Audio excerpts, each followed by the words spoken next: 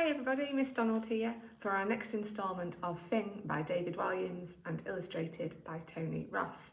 Once again, thank you to HarperCollins for allowing us to share this story together. Chapter 10, A Ghastliest. I think, began Myrtle, her tongue tracing the plate for any uneaten crumbs. Having a thing as a pet would be a big fat disaster. Mr. and Mrs. Meek let out a humongous sigh of relief.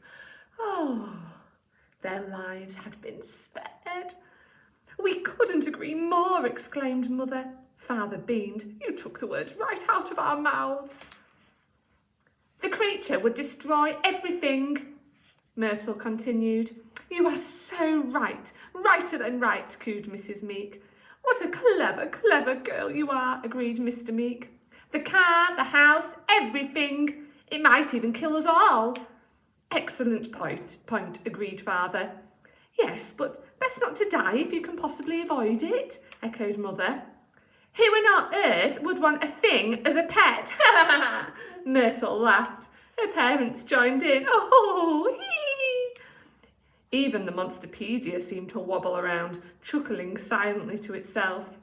Me, replied Myrtle. The laughter died instantly. Mr. and Mrs. Meek couldn't believe their ears. The book stopped dead still. I want a thing as a pet. But, began Mother. No buts, shouted the girl, and she bashed her parents' head together for emphasis. Clonk! Ow! Ouch! I said I want a thing, and I want it now! Mr. and Mrs. Meek looked at each other. Aghast. Both were so aghast, it was impossible to tell who was the most aghast, or, to give it its improper word, the ghastliest. You can decide for yourself by studying these two ghastly-esque pictures.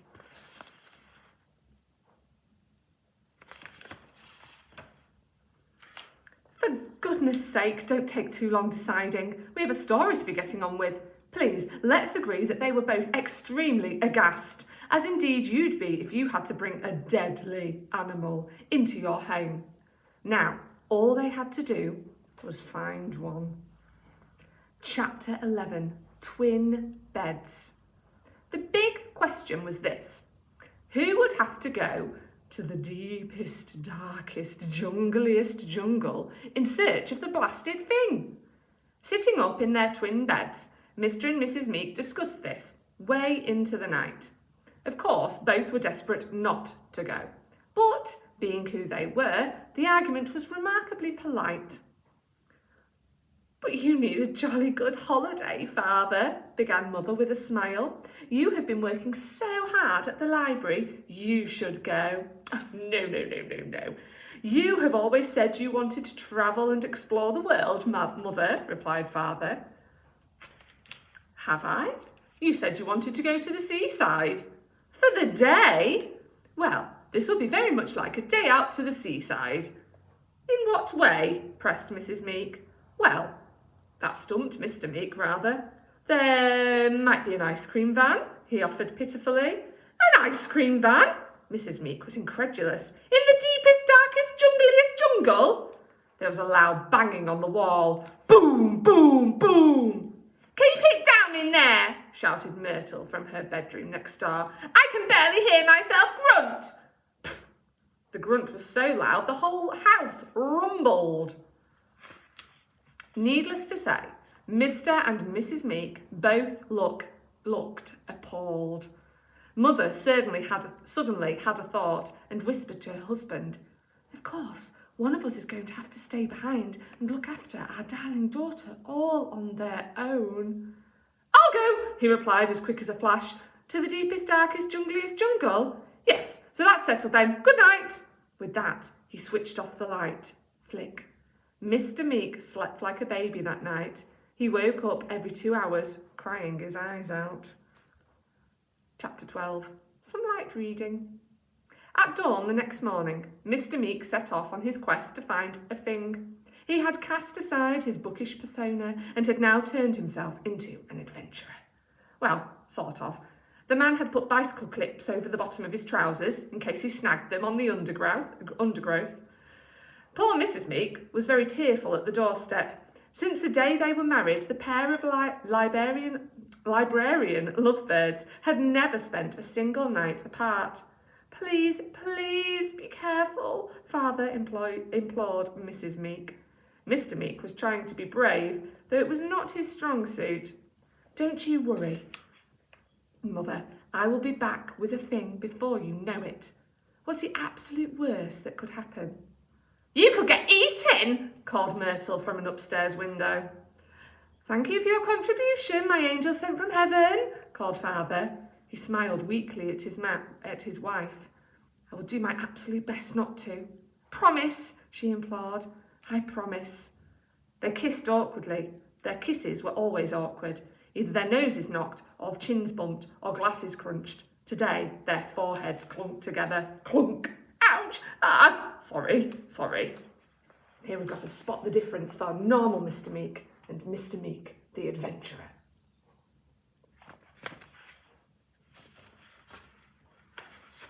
Mr. Meek picked up his suitcase, took a deep breath, and walked down the path. I miss you already, called out Mrs. Meek. Yuckety yuck, yuck, yuck, came the cry from upstairs. Mr. Meek blew a kiss back to his wife, which, fumbling, she caught. Move your bottom, shouted Myrtle. Father picked up the pace and, with his suitcase in hand, began walking to the bus stop. In his socks and sandals, shirt, tie, slacks, and tweed blazer, he looked nothing like a jungle explorer. Having never left his local town before, he was woefully unprepared. The only food he'd brought was a packed lunch that Mother had made him. It consisted of a bread sandwich — Father didn't like fillings as they were distracting — a packet of flavourless crisps — no flavours please, thank you kindly — a plain yoghurt, just as he liked them. As is often the way with packed lunches, Father had scoffed the lot within 5 minutes of setting off from home, sitting on the bus to the airport. Soon after, he became cataclysmically hungry and resorted to eating the plastic box in which his lunch had been packed. He ended up rather liking the taste, as there was none. In his suitcase, Mr. Meek had packed an anorak in case of rain and a pair of spare pairs of underpants and socks. He'd also brought some light reading, a small selection of his favourite books from home. A history of cauliflower, boring buildings of Britain ponds, a closer look at gravel, and tissues from around the world. 101 poems about leaves, a spotter's guide to sandals, church pews through the ages, 1,000,000 times tables, light bulbs, and more light bulbs. Plus, he had taken out of the library the book that had led him on this quest, the Monsterpedia. It was wriggling around in his suitcase. He just had to remember to return it within 2 weeks, or there would be a hefty fine to pay. Of course, Mr. Meek had made some room for the most important items of all, the special thing capturing equipment. First, a rusty old hamster's cage that he'd found up in the loft, into which to put the thing. Second, a giant tin of the thing's favourite food, custard cream biscuits. These were to lay a trail to tempt the thing into the hamster's cage as soon as he had spotted one.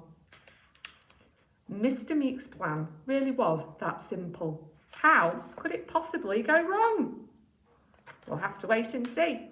I'll see you next time. Take care. Bye.